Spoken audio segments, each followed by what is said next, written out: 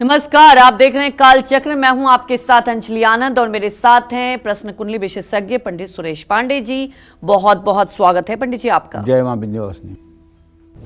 2025 में रूठी लक्ष्मी 2026 में मान जाएंगी। जानिए 2026 में लक्ष्मी पूजन के मंगल मुहूर्त और मंगल योग। अगर साल 2025 में आपका बजट बिगड़ा हुआ है, हर मोड़ पर आपको पैसों के लिए संघर्ष करना पड़ता है, बिजनेस में नुकसान उठाना पड़ रहा है या फिर बैंक बैलेंस कम हो रहा है, तो ऐसे में आपको साल 2026 में कैसे करनी चाहिए लक्ष्मी साधना? साल 2026 के किस महीने, किस तिथि, किस वार और किस नक्षत्र में करनी चाहिए लक्ष्मी पूजा? साथ ही साल 2026 में पैसों से जुड़ी हर परेशानी से पार पाने के लिए पंडित सुरेश पांडे जी बताएंगे आपको वो अचूक उपाय जिसे करने से आप पूरे साल धनवान बने रहेंगे। तो बने रहिए आज काल चक्र के साथ। तो चलिए अब चर्चा की शुरुआत कर लेते हैं। साल 2026 में मां लक्ष्मी को प्रसन्न करने के लिए आप कुछ जरूरी नियमों का पालन करना पड़ेगा और कुछ खास मंगल मुहूर्त और मंगल योग में ही आपको मां लक्ष्मी की साधना और उपाय करने होंगे। तो चलिए सबसे पहले जानते हैं कि साल 2026 में किन तिथियों में आपको मां लक्ष्मी की पूजा उपासना करनी चाहिए। बताएं पंडित जी। देखिए, लक्ष्मी का नाम आते ही शरीर में रोमांच हो जाता है। इनकी कृपा जिसके ऊपर हो जाए वो शायद ही बिरला होगा जो संयम और विनम्रता के साथ रहे। नहीं तो इनकी कृपा होते ही आदमी भैया अकड़ने लगता है। लेकिन आपको ये जान के आश्चर्य नहीं होना चाहिए कि भगवान श्री हरि विष्णु जो इनके पति देव हैं वो कभी किसी से रूठते नहीं और कभी किसी का अमंगल नहीं करते। इसीलिए उनका नाम है मंगल भवन। मंगल भवन अमंगल हारी, द्रवहु सो दशरथ अजीर बिहारी। वो कभी किसी से रूठते ही नहीं। लेकिन माँ लक्ष्मी रूठती हैं भैया। कई बार इंद्र से रूठ गई तो इंद्र दरिद्र हो गए। अगर इंद्र से रूठ सकती हैं, इंद्र दरिद्र हो सकता है, तो फिर मनुष्य से रूठना उनके लिए कौन सी बड़ी बात है। और उनके रूठने का जो कारण है, जहाँ तक मैंने समझा है, उनके रूठने का कारण पहला तो लालच है। अगर आपके मन में लालच बहुत आ गई तो आपसे रूठ जाएंगी। एक बहुत अच्छी भारत की फैमिली कनाडा में वेल सेटल, और उन्हें रिटायरमेंट के बाद पैसे की लालच आ गई। क्रिप्टो करेंसी में बहुत ढेर सारा पैसा उन्होंने लगा दिया और सारा पैसा जब डूब गया तो उस पैसे को निकलवाने के लिए ठग टाइप के लोगों ने उनसे ढेर सारा पैसा ऑनलाइन ट्रांसफ़र करवा लिया। और आज आप विश्वास करिए कि उनके पास जमा पूंजी के नाम कुछ भी नहीं है। ये क्या है? लालच। अगर लालच न होती तो लक्ष्मी न रूठती। दूसरा, दुराचार। तीसरा, महिलाओं का अपमान। चौथा, अपने पत्नी का अपमान। पांचवा, अपने माँ का असम्मान। छठवां, अपनी बहन बेटियों का सम्मान न करना। सातवां, पैसे का व्यसन में खर्च करना। सातवां, धर्म के कार्यों में धन को न खर्च करना। ये सब लक्ष्मी के रूठने के कारण हैं। अगर आपका कोई पैर दबा रहा है, बदले में आप पैसा दे रहे हो, तो पैर वो व्यक्ति नहीं आपका दबा रहा है, लक्ष्मी दबा रही है। अगर आप किसी के साथ अनैतिक कार्य कर रहे हो पैसा दे करके, तो आप उनके उसके साथ अनैतिक कार्य नहीं कर रहे हो, लक्ष्मी को दे रहे हो, ये लक्ष्मी के साथ अनैतिक कार्य है। अगर आप शराब पी रहे हो पैसा देकर, तो आप शराब नहीं पी रहे हो, आप लक्ष्मी को पी रहे हो। तो ऐसे में माँ लक्ष्मी कितने दिनों तक आपके ऊपर कृपा करेंगी? देखिए, पूजा उपासना करिए न करिए वो एक अलग बात है, करना तो बहुत अच्छी बात है, लेकिन अगर न भी कर पाएँ तो कोई बात नहीं। लेकिन अगर आप अपने माँ का सम्मान करें, अपने पत्नी का सम्मान करें, अपने बेटी का सम्मान करें, अपने बहन का सम्मान करें, भाई के साथ अच्छा रिश्ता रखें, पिता की आज्ञा का पालन करें, समाज के लोगों के साथ द्वेष न करें और पूजा न भी करें, तब भी मेरा विश्वास है कि माँ लक्ष्मी की कृपा आप पर रहेगी। निश्चित रूप से रहेगी, इसमें तो कोई दो राय नहीं। अच्छा, माँ लक्ष्मी के पूजा के तो अनेकों अनेक प्रकार हैं। माँ लक्ष्मी की पूजा में अनेक प्रकार के नियम, प्रतिबंध और सिद्धांत और निषेध बनाए गए हैं। लक्ष्मी जी की विशेष कृपा प्राप्त करने के लिए या विशेष उद्देश्य की प्राप्ति के लिए नियमों का पालन बहुत जरूरी होता है। माँ लक्ष्मी जी की साधना से पहले मुहूर्त को विशेष रूप से ध्यान में रखना चाहिए। 2026 में लक्ष्मी साधना के विशेष नियम ध्यान रखेंगे तो सालों साल माँ लक्ष्मी का आपके घर, आपके कारोबार, आपकी दुकान में वास रहेगा। तो चलिए, आज सबसे पहले अब मैं आपको बताना चाहता हूँ कि 2026 में माँ लक्ष्मी को प्रसन्न करने के लिए सबसे उत्तम तिथि कौन सी है, क्योंकि मुहूर्त का हमारे सनातन धर्म में बहुत बड़ा महत्व है। नवरात्र साल में 4 बार आते हैं, 2 प्रत्यक्ष और 2 गुप्त नवरात्र। जो प्रत्यक्ष नवरात्र हैं उसमें शारदीय नवरात्र जो आश्विन महीने में होता है और चैत्र नवरात्र जिसको वासांतिक नवरात्र भी कहते हैं। माँ शक्ति की उपासना के लिए और साधना के लिए साल में ये दोनों नवरात्र बहुत ही महत्वपूर्ण माने जाते हैं। द्वितीया, तृतीया, पंचमी, सप्तमी, नवमी, दशमी, एकादशी, द्वादशी, चतुर्दशी और पूर्णिमा तिथि महालक्ष्मी की उपासना के लिए सबसे शुभ मानी गई है। ये 10 तिथियां लक्ष्मी पूजन के लिए शुभ और अनुकूल मानी गई हैं। इन तिथियों में जगत जननी जगदम्बा माँ महालक्ष्मी की उपासना करने से हर मनोकामना की पूर्ति हो जाती है। चतुर्थी तिथि हर तरह की साधना के लिए और मंत्र ग्रहण करने के लिए अशुभ है। उसका कारण है रिक्ता सर्वत्र निंद्यते, एक सूत्र है ज्योतिष शास्त्र का, रिक्ता सर्वत्र निंद्यते। जो हमारी तिथियां हैं ना, इनकी भी संज्ञा है। जैसे परिवा, छठ, एकादश, नंदा, ये नंदा तिथि है। परिवा, छठ, एकादश। द्विज, द्वादश, सप्तम, भद्रा, द्विज, द्वादशी और सप्तमी ये भद्रा तिथियां हैं। तीज, त्रयोदश, षष्ठी, जाया। तीज, त्रयोदशी और छठ तिथि ये जाया तिथि है। चौथ, चतुर्दश, नवमी, रिक्ता।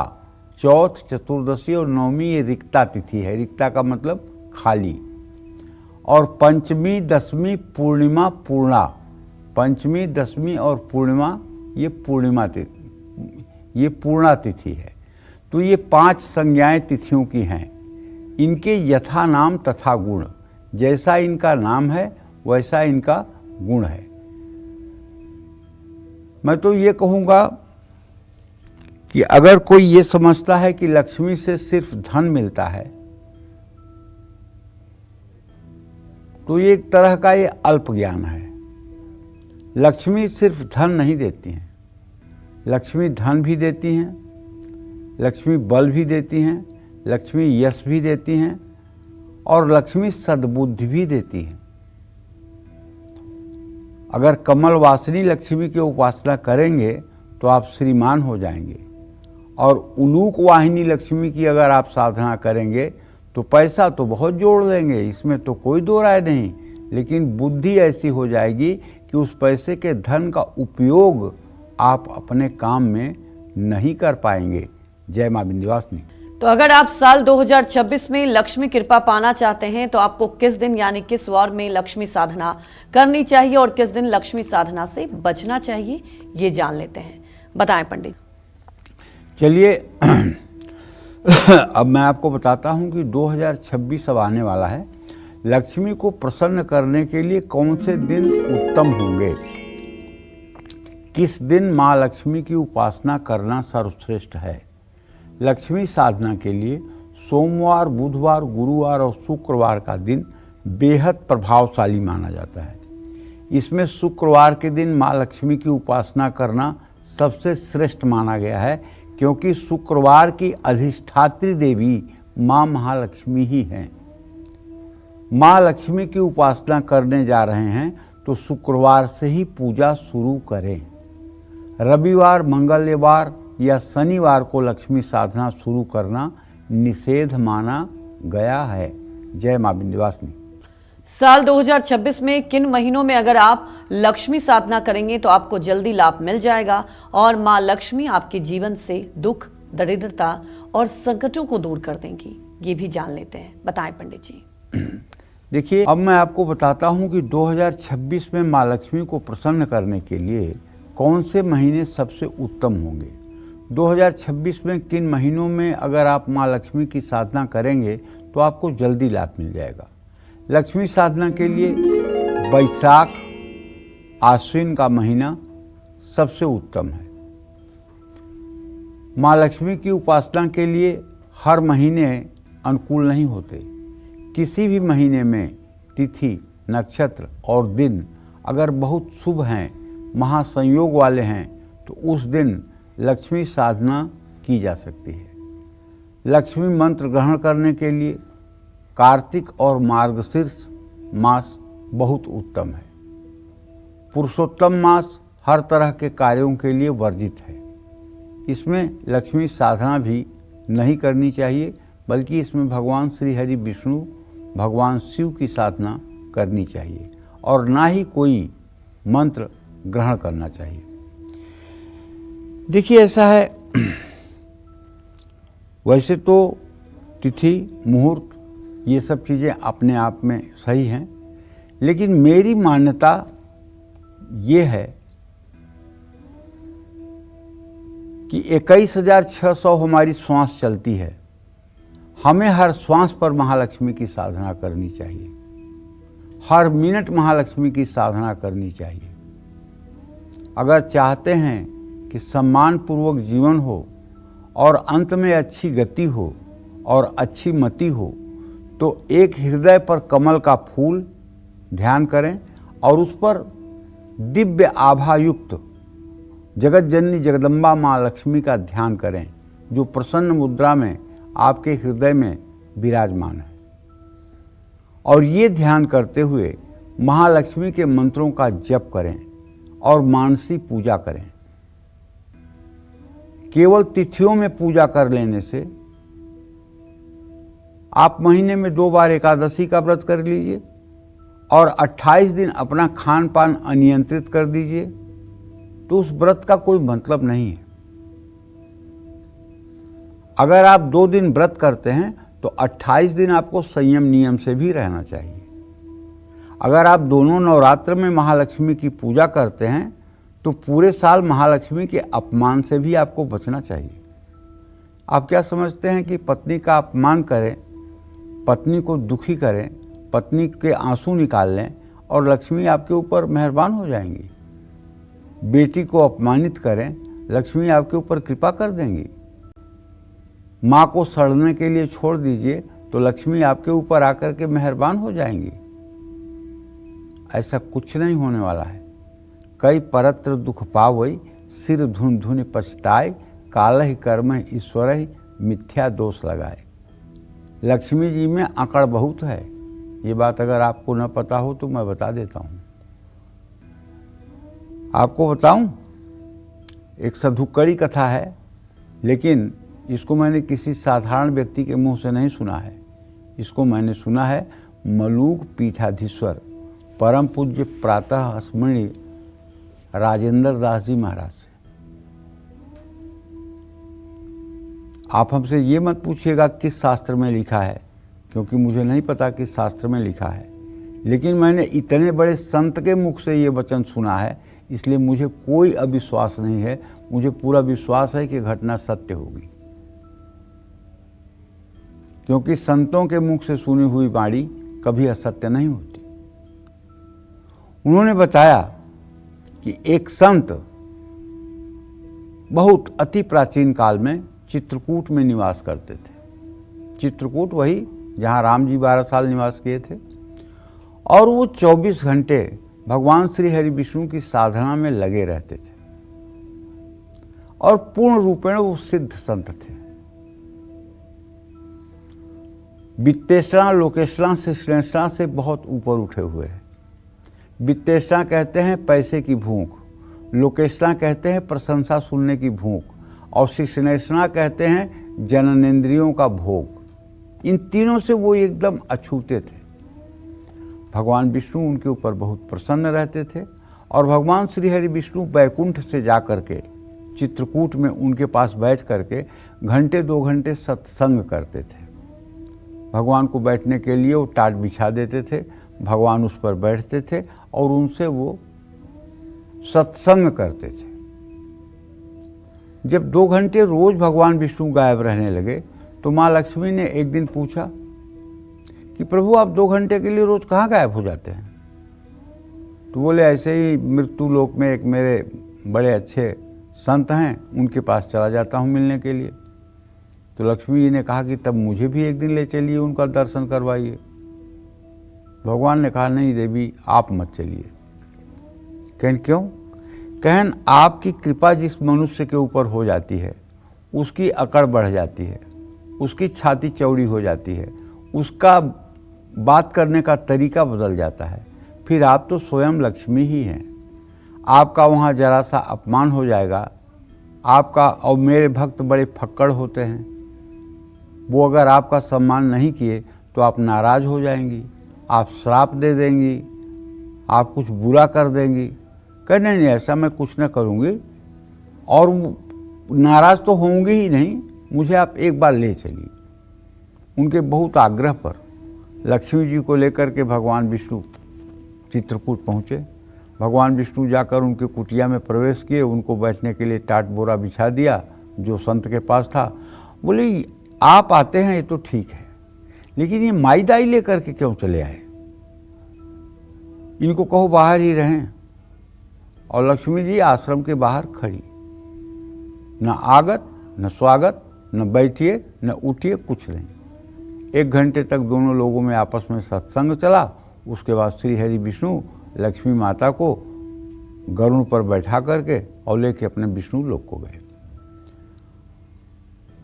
वहाँ जाने के बाद लक्ष्मी जी ने विष्णु भगवान से कहा कि आप मेरी एक प्रार्थना स्वीकार करिए। बोले कहिए। कहन मेरी प्रार्थना ये है कि आप उन संत को एक बार बैकुंठ बुलाइए, मैं उन्हें भोजन कराना चाहती हूँ।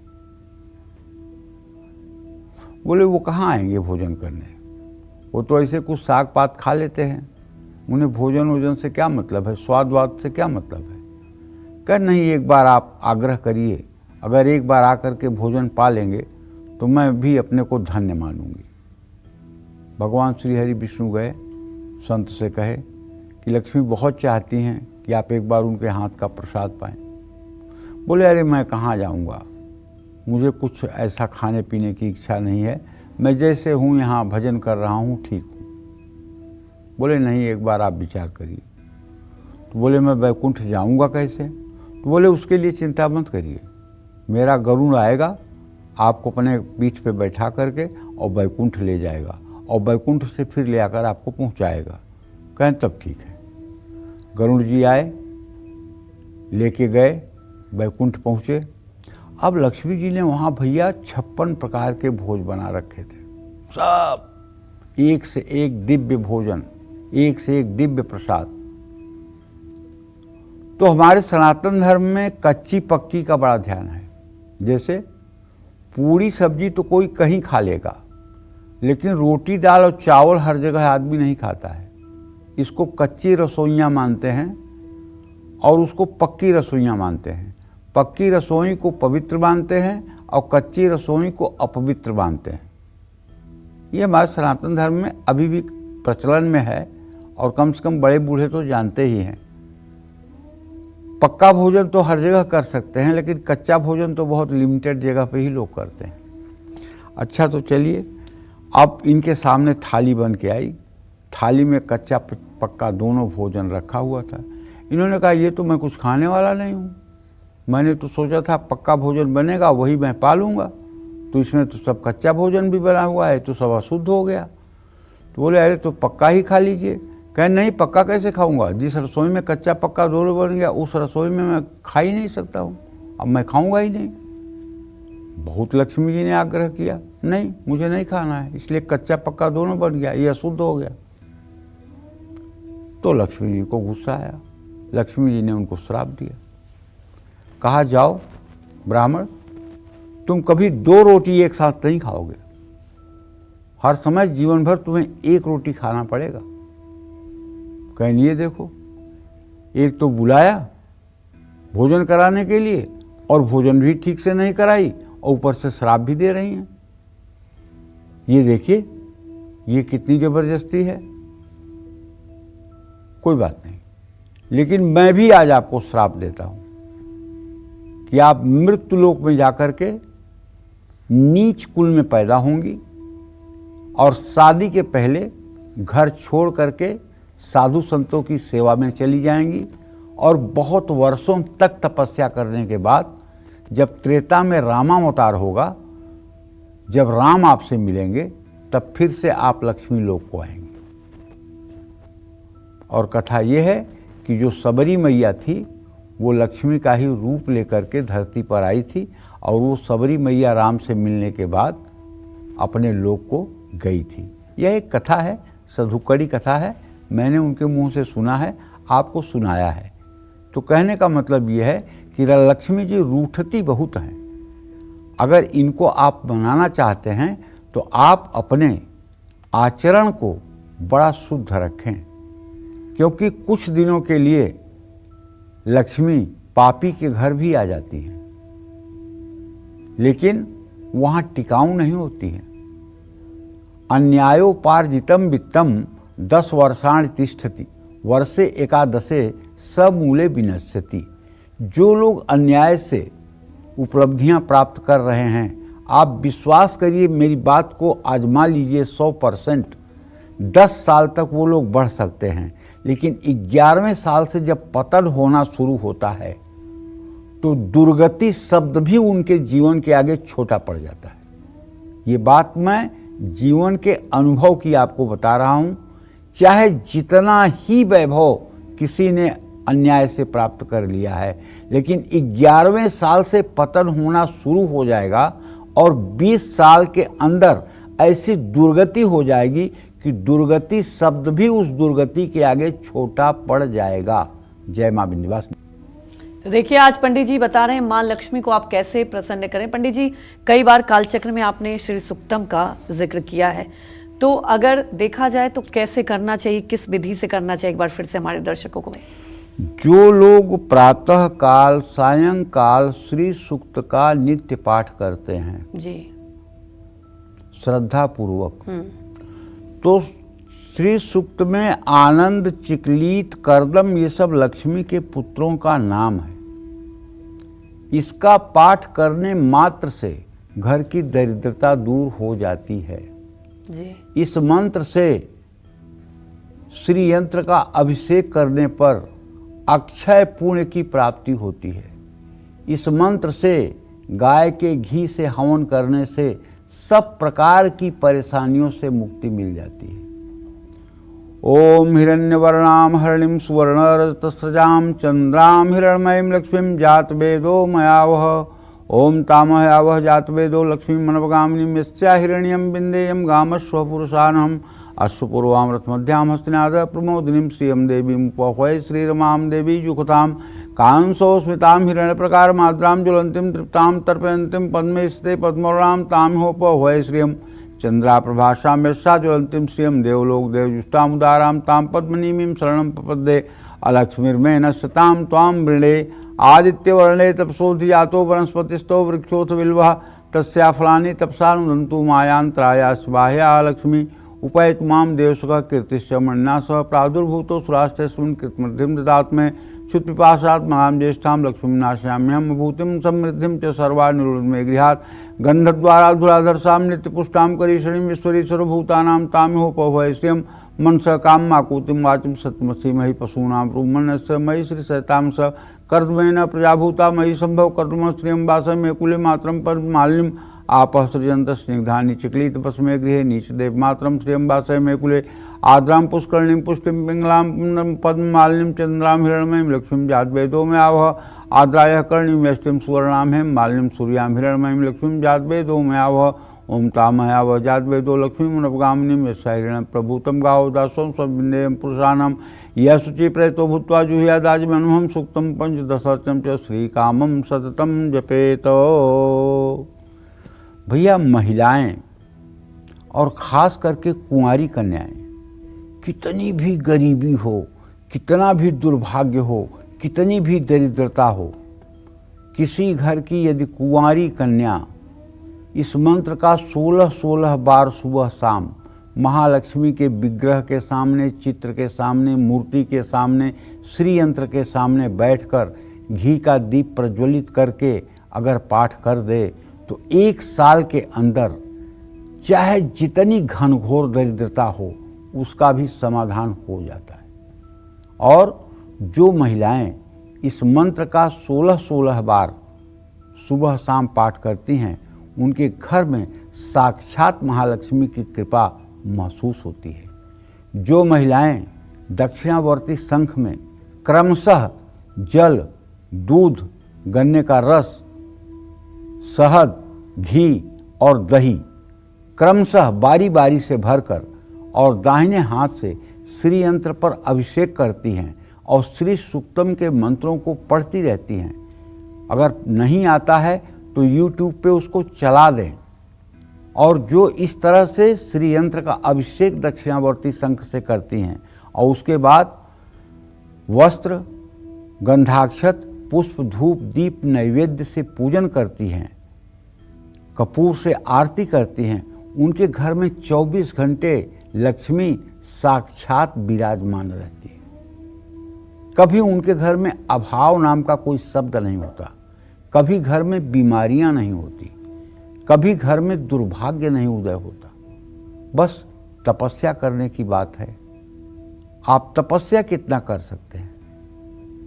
तप से ही आप देखिए ना, भगवान शिव समाधि में चले जाते हैं 80-80 हजार वर्ष तक।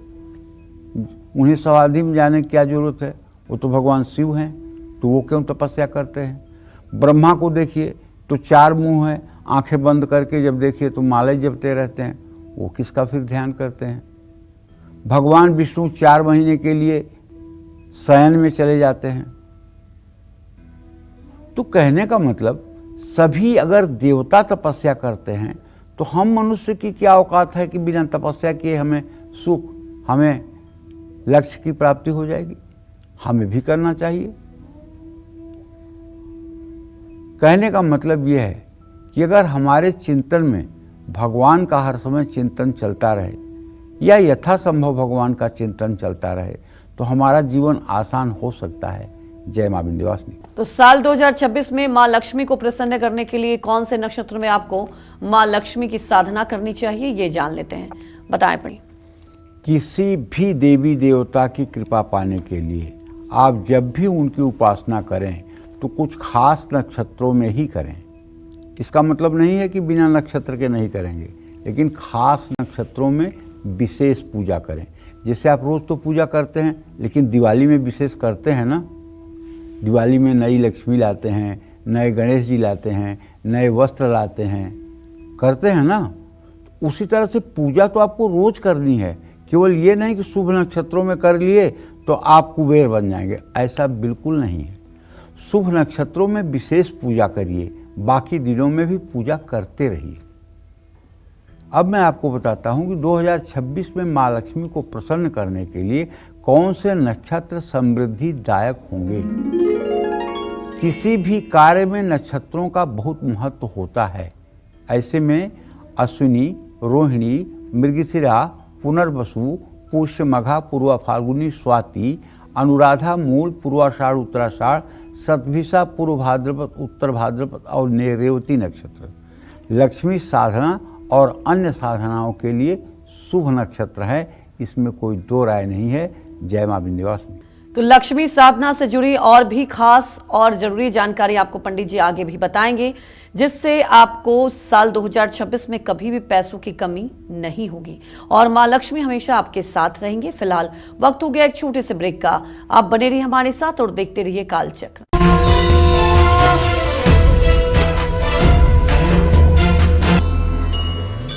ब्रेक के बाद स्वागत है आप सभी का कालचक्र में।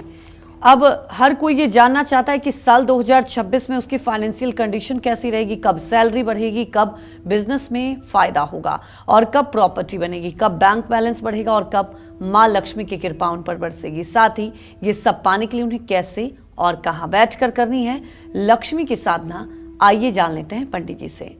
बताएं पंडित। देखिए, कई बार मैंने कार्यक्रम में बताया है कि गोस्वामी तुलसीदास जी ने लिखा है उत्तरकांड में, काकभुसुंडी गरुड़ संवाद में, कि कौन सबसे बड़ा दुख है और क्या सबसे बड़ा सुख है।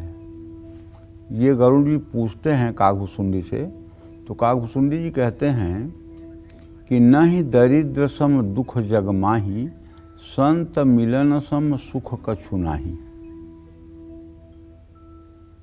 दरिद्रता के समान इस संसार में कोई दुख नहीं है।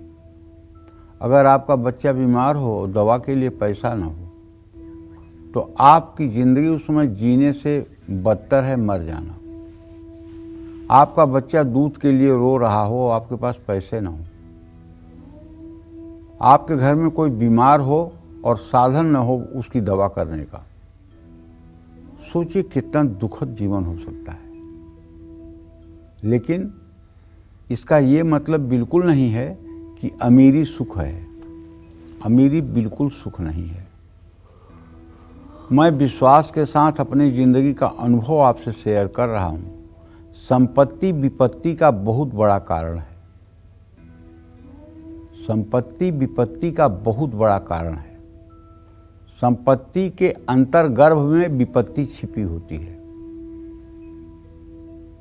इसलिए भगवान उतना दें जितने से अच्छे से गृहस्थ जीवन का संचालन हो जाए। साईं उतना दीजिए जामे कुटुम समाए, आप न भूखा रह सके साधु न भूखा जाए। तो साधना करने के लिए जितना श्रद्धा का महत्व है, उतना ही आप कहाँ बैठकर साधना कर रहे हैं उसका भी बहुत महत्व है। स्थान का तो महत्व होता ही है। ऐसे में माँ लक्ष्मी की साधना करने का सबसे उत्तम स्थान क्या होना चाहिए, ये मैं आपको बताना चाहता हूँ। लक्ष्मी साधना के लिए स्थान का भी विशेष महत्व है। गौशाला, अपने गुरु के घर में, किसी मंदिर में, बगीचे में, किसी जंगल में, नदी के किनारे, बेल के पेड़ के नीचे, आंवले के पेड़ के नीचे, तुलसी के पौधे के पास, किसी पहाड़ पर, गुफा के अंदर, गंगा के तट पर लक्ष्मी साधना या कोई मंत्र की साधना करना उत्तम है। देवी के सिद्ध पीठों में थोड़ी सी भी साधना करने से मनुष्य की मनोकामना पूरी हो जाती है। जैसे कोल्हापुर में महालक्ष्मी का स्थान है, उनको करवीर निवासिनी भी कहा गया है। देवी भागवत में जो वर्णन है सिद्ध पीठों का, उसमें कहा गया है करवीर निवासिन्याम स्थान सर्वोत्तमो उत्तमः। करवीर निवासिनी महालक्ष्मी का स्थान सबसे सर्वोत्तम महालक्ष्मी का पीठ है। वहाँ अगर कोई जा करके, मंदिर में आगे तो भीड़ होती है लेकिन पीछे की तरफ खाली जगह रहता है, अगर वहाँ बैठ करके, वहाँ से विग्रह दिखाई भी देता है पीछे से, वहाँ अगर बैठ करके कोई व्यक्ति 108 पाठ श्री सूक्तम के 9 दिन कर ले परिवार से नवमी तक, तो चाहे वो 500 करोड़ का कर्जदार हो, वो भी कर्ज से बाहर निकल आएगा और उसकी भी परिस्थिति बदल जाएगी। और वहाँ पुजारी लोगों से मिल करके माता के सहस्त्रार्चन की भी व्यवस्था करवानी चाहिए। सहस्त्रार्चन में 1000 कमल के फूल ललिता सहस्त्र नामावली के एक एक नाम से श्री यंत्र पर अर्पित करना, ये सहस्त्रार्चन कहलाता है। अगर कमल के फूल की व्यवस्था नहीं है तो कमल गट्टे के दाने, रोली, गुलाब की पंखुड़ियाँ और चावल, ये चारों चीज़ मिला करके ललिता सहस्रनामावली से उस परिसर में अगर आप महालक्ष्मी का सहस्रार्चन कर रहे हैं तो आपका कोई भी कठिन से कठिन लक्ष्य, जिसमें धर्म को ठेस नहीं पहुंच रहा हो, ऐसा कोई भी कार्य आपका जरूर पूरा होगा, इसमें कोई दो राय नहीं है। हमारे पिताजी कहा करते थे कि सुरेश, अगर कोल्हापुर एक बार कोई चला जाए तो उसका 7 जन्म 7 पीढ़ियों तक कोई दरिद्र उस घर में नहीं पैदा होता। लेकिन बड़े दुख की बात है कि मैं उन्हें कोल्हापुर नहीं ले जा पाया और वो नहीं जा पाए। इच्छा उनकी बहुत थी लेकिन सामर्थ्य मेरी नहीं थी, क्योंकि वो तो केवल भजनानंदी थे। लेकिन जब महालक्ष्मी ने कृपा की और थोड़ा सा सामर्थ्य हमारा हुआ तो साल में एक बार जाना मैंने शुरू कर दिया और ये क्रम अनवरत 20 सालों से जारी है। और मुझे उनका हर बार चमत्कार दिखाई देता है। जो लोग हमारे साथ गए हैं उन लोगों का भी जीवन बहुत तेजी से बदला है। और मैं चाहता हूं कि मेरे सारे दर्शक एक बार कोल्हापुर महालक्ष्मी के स्थान पर जरूर जाएं, वहां रात्रि प्रवास करें। माता की पालकी रात में निकलती है, उसके पीछे पीछे कीर्तन करते हुए घूमें, माता का दर्शन पूजन करें। इससे निश्चित रूप से दरिद्रता दूर होगी, अभाव कभी जीवन में रहेगा नहीं। जाना चाहिए कोल्हापुर।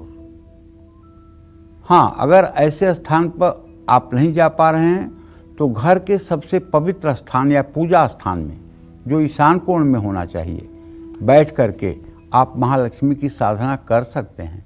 और आप जानते हैं, आदमी के शरीर में हर समय मलमूत्र बनता रहता है।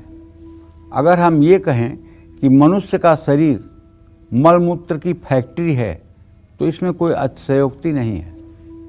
हर समय मल, हर समय मूत्र शरीर में बनता रहता है।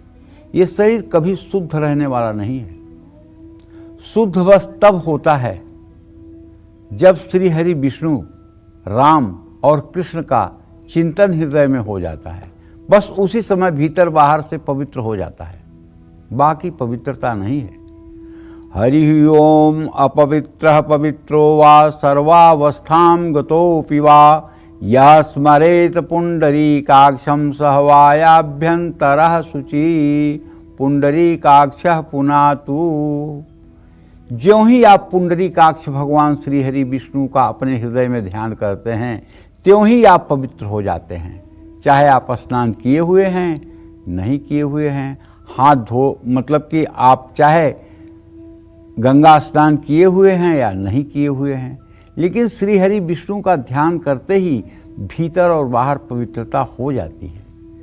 स्नान करने से बाह्य पवित्रता होती है, अंतः पवित्रता नहीं होती, क्योंकि अंतः में, आपके शरीर के अंतः में मलमूत्र हर समय निर्माण होता रहता है। वह अशुद्ध है, उससे शरीर कभी शुद्ध नहीं होता है। लेकिन भगवान श्री हरि विष्णु का ध्यान करने पर, राम दरबार का ध्यान करने पर, बिहारी जी का ध्यान करने पर, राधा कृष्ण का ध्यान करने पर सद्यः पवित्रता पूरे शरीर में आ जाती है। और जब पवित्रता आ जाती है तो आप हर तरह की पूजा करने के योग्य, हर तरह की पूजा करने की पात्रता को प्राप्त कर लेते हैं। जय मां विंध्यवासिनी। पंडित जी, आप बता रहे थे कि कैसे माँ लक्ष्मी की पूजा करनी चाहिए, कहाँ बैठकर साधना करते हैं। अक्सर देखा जाता है लोग मंत्र का जप करते हैं, आपको भी कई बार मैंने देखा है आप जप करते रहते हैं। तो क्या माँ लक्ष्मी के मंत्र का भी जप कर सकते हैं अगर आप ट्रैवल कर रहे हैं, कहीं भी बैठे हैं तो? देखिए, माँ लक्ष्मी के मंत्र कई प्रकार के हैं जी। एक मंत्र तो ऐसा है कि जब आप नहा करके, स्नान करके, आचमन प्राणायाम करके आसन पर बैठकर महालक्ष्मी के विग्रह के सामने बैठ करके रुद्राक्ष या कमलगट्टे की माला पर उस मंत्र का जप करेंगे। जिस मंत्र का जप करेंगे उस मंत्र का विनियोग, न्यास, ध्यान, माला पूजन ये सब आपको करना होगा अगर आप बड़े मंत्र कर रहे हैं। जैसे बड़े मंत्र का मतलब ओम ऐं ह्रीं क्लीं चामुंडाय विच्चे नमः। दूसरा मंत्र बड़ा गोपनीय है यार, कहना नहीं चाहिए, अच्छा जाने दो, आप लोग पढ़ लीजिएगा। दिव्य अथर्व शीर्ष में कामो योनि कमला वज्रपाणी गुहा हसा मातरिस्वाभिमिंद्र पुनर्गुहा सकला माया पूर्वश्याम विश्व मातादि विद्योम। ये मंत्र बताने की आज्ञा नहीं है शास्त्रों में, इसलिए मैं नहीं बता रहा हूँ, लेकिन मैं आपको हिंट कर रहा हूँ कि देवी अथर्व शीर्ष में ये जो श्लोक है, कामो योनि कमला वज्रपाणी गुहा हसा मातरिस्वाभिमिंद्र पुनर्गुहा सकला माया पुरुषाम विश्व मातादि विद्योम, इसका आप हिंदी में अर्थ पढ़ लेंगे तो ये मंत्र आपको कुछ समझ में आ जाएगा। इस मंत्र की बिना दीक्षा के ये मंत्र नहीं जो है किया जाता है, इसकी श्री विद्या की उपासक के द्वारा दीक्षा लेकर के ही ये मंत्र किया जाता है। ये श्री विद्या उपासना का सबसे बड़ा पंचदशी मंत्र है। अच्छा, उसके बाद जैसे देवी भागवत में एक मंत्र है, ओम श्रीं ह्रीं क्लीं ऐं कमलवासिन्ये स्वाहा। इस मंत्र को भी आप आसन पर बैठकर आचमन प्राणायाम करके रुद्राक्ष की माला पर जप करेंगे। लेकिन जैसे भगवान का नाम ओम नमो भगवते वासुदेवाय है, इसको आप बिना नहाए धोए, बिना पवित्र हुए, बिना आसन प्राणायाम किए आप नहीं कर सकते हैं। लेकिन भगवान का सीताराम नाम, राधा कृष्ण नाम आप जब चाहें तब शुद्ध अशुद्ध अवस्था में, चलते फिरते, उठते बैठते हर समय कर सकते हैं। कलयुग केवल नाम आधारा, सुमिर सुमिर नर उतर ही पारा। नाम सबसे बड़ी चीज़ है। उसी तरह से महालक्ष्मी का अगर आप नाम जप करना चाहते हैं और आप चाहते हैं कि महालक्ष्मी की अपार कृपा आपके ऊपर बरसे, तो आप हर समय श्रीं मंत्र का जप करें। अगर आपको धन चाहिए, अगर आपको आर्थिक स्थिति ठीक करना है, अगर आपको अपनी परिस्थिति ठीक करना है, तो श्रीं मंत्र का जप करिए। और यदि आप भगवती के उपासक हैं, आप माया मोह से छूट करके परम गति को प्राप्त होना चाहते हैं, तो भुवनेश्वरी का मंत्र ह्रीम है, एक अक्षर का मंत्र है ह्रीम। इस मंत्र का 32 लाख जप करने से व्यक्ति को माँ भुवनेश्वरी का दर्शन होता है। इससे आपको परम शांति प्राप्त होती है। लेकिन यदि आपको धन दौलत चाहिए तो श्रीं मंत्र का आप जप करें। श्रीं श्रीं श्रीं श्रीं श्रीं श्रीं कई बार कार्यक्रम में बताया है कि इस मंत्र से आप 16 किलो चावल अगर दक्षिणावर्ती शंख में भर दें तो आपके घर की दरिद्रता जा सकती है। इस मंत्र से अगर आप दक्षिणावर्ती शंख में हर समय चावल भरें और उसे साफ थैली में रखें और बाद में जब इकट्ठा हो जाए चावल तो उसमें चीनी या गुड़ डालकर उसे पकाकर गाय को खिलाएं, तो इससे भी दरिद्रता दूर होती है। और बहुत से लोग कर भी रहे हैं, हमसे मिलते हैं तो बताते भी हैं कि मैं कर रहा हूँ या कर रही हूँ, ये बात बताते हैं। लेकिन मैं आपको बता रहा हूँ कि मंत्र जप जिसमें ओम लगा होगा, वो मंत्र जप आप आसन पर बैठ करके आचमन प्राणायाम करके ही मतलब कि जो है जप करेंगे। लेकिन जो नाम जप है, जैसे सीताराम, राधा कृष्ण, कृष्ण कृष्ण, गोविंद गोविंद, नारायण नारायण, ये नाम जप जो है, सांब सदाशिव, श्रीं श्रीं, ह्रीं ह्रीं, ये आप हर समय कर सकते हैं, इसमें कोई दोष नहीं लगेगा। लेकिन इनकी संख्या बड़ी है। जब इनकी उस संख्या तक आप पहुंच जाएंगे तो सारा चमत्कार आपको अपने आप दिखाई देगा। जय मां विंध्यवासिनी। 2025 में अगर दरिद्रता ने आपको घेरे रखा था, आपकी बचत नहीं हो पा रही थी, तो 2026 में मां लक्ष्मी की पूजा में आप किन बातों का ध्यान रखें जिससे आपकी आर्थिक स्थिति हमेशा मजबूत रहे? आइए जान लेते हैं, बताएं पंडित जी। आप पॉजिटिव सोचते रहिए और हर दुख सुख को भगवान को समर्पित करते रहिए और कंप्लीट अपना सरेंडर, कंप्लीट अपनी शरणागति महालक्ष्मी के चरणों में दे दीजिए।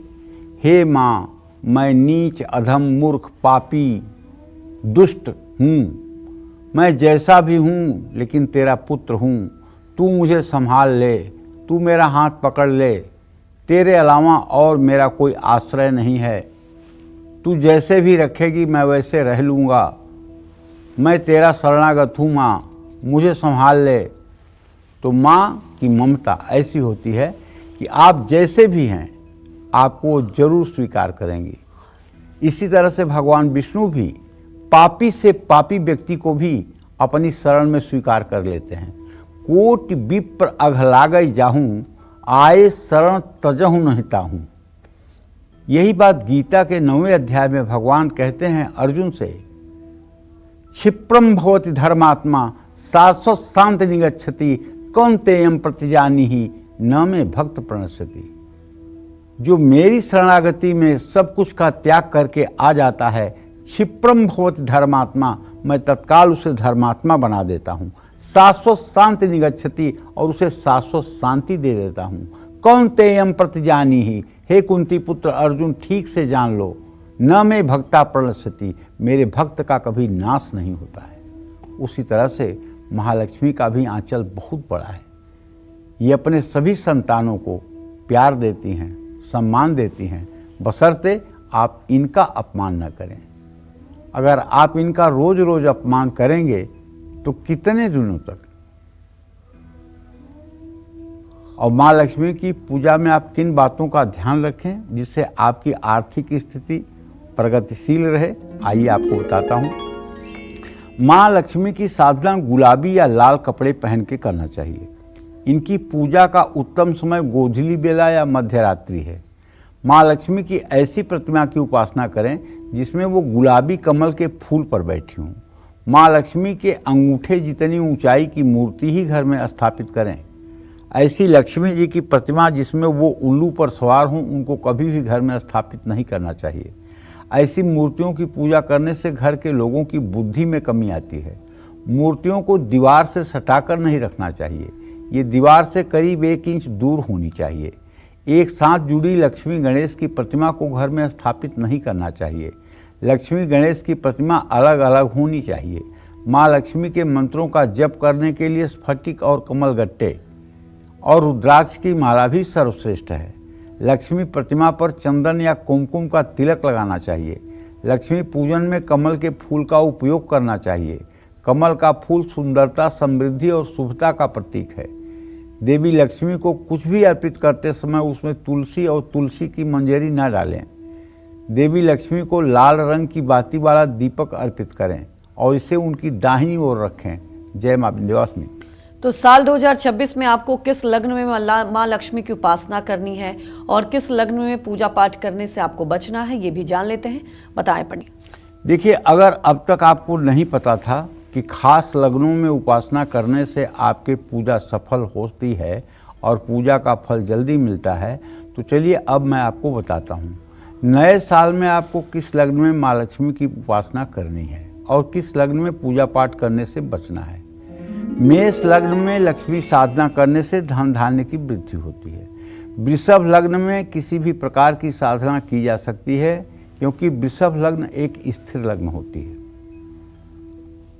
मिथुन लग्न में लक्ष्मी साधना या कोई और अनुष्ठान नहीं करना चाहिए क्योंकि यह द्वितीय स्वभाव लग्न है। इसका बुरा प्रभाव साधक की संतान पर पड़ता है। कर्क लग्न बहुत ही शुभ होता है। इसमें शुरू की गई कोई भी पूजा साधना सफल और सिद्धिदायक होती है। सिंह लग्न भी शुभ है। इस लग्न में साधना से बुद्धि का विकास होता है और यही लग्न होती है सिंह लग्न जब लोग दिवाली की मध्य रात्रि में पूजा करते हैं 12 बजे के बाद, तो सिंह लग्न ही होती है। बड़ा प्रचलन है पूरे भारत में। जो लोग बड़े उद्योगपति हैं वो लोग लक्ष्मी की पूजा रात में 12 बजे के बाद सिंह लग्न में करते हैं, तो ये बड़ी प्रभावशाली लग्न है। और कन्या लग्न में भी लक्ष्मी साधना की जा सकती है। जय मां विंध्यवासिनी। तो कन्या लग्न से तक तो बात हो गई, अब तुला से मीन लग्न तक भी हमें किन लग्नों में लक्ष्मी साधना करनी चाहिए और किन लग्नों में लक्ष्मी साधना करने से बचना चाहिए, ये भी जान लेते हैं। बताएं पंडित जी। तुला लग्न सर्वश्रेष्ठ लग्न है। इसमें की गई लक्ष्मी साधना और पूजन सभी प्रकार की सिद्धियों को प्रदान करने वाला होता है। वृश्चिक लग्न में शुरू की गई साधना श्रेष्ठ होती है, ये स्वर्ण के समान लाभ देने वाली होती है। धनु लग्न में किसी भी देवी देवता की साधना शुरू करना उचित नहीं होता है। धनु लग्न अशुभ होता है, इस लग्न में साधना से मान और यश का नाश होता है। मकर लग्न में साधना करना शुभ और पुण्यदायक होता है। कुंभ लग्न में लक्ष्मी साधना करने से धन और समृद्धि की प्राप्ति होती है। मीन लग्न में साधना करने से अशुभ प्रभाव मिलता है। मीन लग्न दुखदायक और असफलतादायक होता है। इस लग्न में किसी भी तरह का अनुष्ठान मंत्र साधना नहीं करना चाहिए। जय मां विंध्यवासिनी। हमारे एक दर्शक प्रियंका दिल्ली से जुड़ चुके हैं। प्रियंका सवाल पूछ सकती हैं। हेलो। हाँ बोलिए। प्रणाम पंडित जी। सदा सुखी रहिए। मेरा नाम प्रियंका है। मेरा डेट ऑफ बर्थ 3/1/91 है। समय 4/26, फरीदाबाद हरियाणा। मेरे 2 क्वेश्चन हैं। फर्स्ट मेरा करियर से रिलेटेड है कि मुझे परमानेंट जॉब कब मिलेगी और मेरे इनकम के सोर्स मुझे और भी चाहिए, तो मैं किस फील्ड में करूँ ट्राई। एंड सेकंड मेरा डिवोर्स का केस 5 साल से पेंडिंग चल रहा है, वो कब तक खत्म होगा। पहले प्रश्न का उत्तर तो ये है कि आपके जीविका भाव का स्वामी बुध अपने भाव से दाष्टक योग बना रहा है। अभी शीघ्र नौकरी मिलने का कोई योग बनता हुआ दिखाई नहीं दे रहा है। अगर आप नौकरी चाहती हैं तो आपको नित्य राम रक्षा स्तोत्र का पाठ करना चाहिए और ओम गंग गणपतये नमः इस मंत्र का 10 माला जप 1 साल करना चाहिए। अभी कोई नौकरी का योग बनता हुआ दिखाई नहीं दे रहा है। आपके आजीविका भाव का स्वामी बुध इस समय अस्त होकर के पड़ा हुआ है। दूसरा प्रश्न आपने अपने डाइवोर्स के बारे में पूछा है, तो शुक्र और मंगल की द्वितीय द्वादश स्थिति है। यद्यपि अभी डाइवोर्स के केस में बड़ी प्रगति नहीं है, लेकिन जहाँ तक मेरा अनुमान है कि अप्रैल मई 2026 तक इस केस में आपको सफलता मिल जाएगी। अगर आप नौकरी चाहती हैं तो आप मन लगा करके श्री राम रक्षा स्तोत्र का पाठ करें और उसके बाद श्री राम रक्षा स्तोत्र के साथ साथ आपको दुर्गा चालीसा का भी पाठ कर लेना चाहिए। इससे आपको नौकरी मिलने में आसानी होगी। राम रक्षा स्तोत्र का पाठ और ओम गंग गणपतये नमः इस मंत्र का 10 माला जप 1 साल अगर आप कर लें तो पूरे जीवन आपको कभी नौकरी के लिए तड़फड़ाना नहीं पड़ेगा और आपका आगे फिर से मैरिड लाइफ आपकी जो होगी वो अच्छी होगी। जय मां विंध्यवासिनी। साल 2026 में धनवान बनने के लिए आपको राशि अनुसार मां लक्ष्मी के किस स्वरूप की कैसे उपासना करनी चाहिए, ये सब बताएंगे आपको पंडित जी। लेकिन एक छोटे से ब्रेक के बाद आप बने रहिए हमारे साथ और देखते रहिए कालचक्र।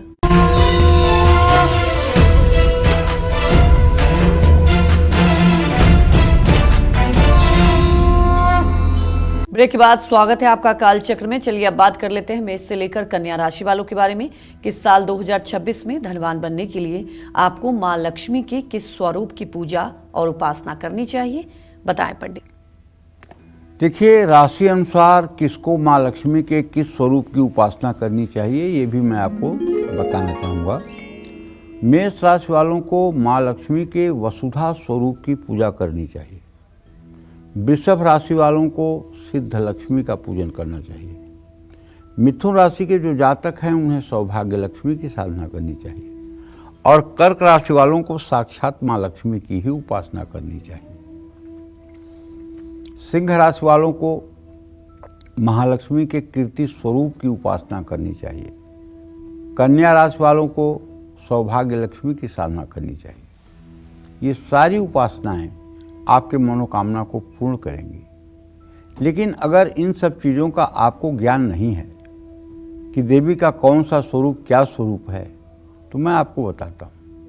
आप एक कमल वासिनी महालक्ष्मी का सुंदर सा चित्र अपने घर के पूजा स्थान में लगाइए और एक स्फटिक या पारे का श्री यंत्र जो कम से कम 150 ग्राम से ऊपर का हो, उसे अपने पूजा स्थान में चांदी की कटोरी में लाल कपड़ा बिछा करके उसको रखिए और उसको थाली में रख करके पूजा करते समय दक्षिणावर्ती शंख में क्रमशः जल, दूध, गन्ने का रस या चीनी का रस, शहद, घी, दही से श्री सूक्तम के मंत्रों को बोलते हुए अभिषेक करिए। फिर शुद्ध जल से अभिषेक करके साफ कपड़े से श्री यंत्र को पोंछ करके उसे लाल कपड़े के सिंहासन पर विराजमान करिए। कलावा लपेटिए, हल्दी, चावल, रोली, सिंदूर समर्पित कीजिए। यदि आप पुरुष हैं तो सिंदूर हाथ से न चढ़ाएं, पान के पत्ते से या आम के पत्ते से चढ़ाएं। यदि आप महिला हैं तो सिंदूर हाथ से चढ़ा सकती हैं। लाल फूल चढ़ाइए और अगर हो सके तो मलयागिर चंदन और केसर घिस करके भी महालक्ष्मी को अर्पित करिए। इसके बाद धूप जलाइए, दीप जलाइए।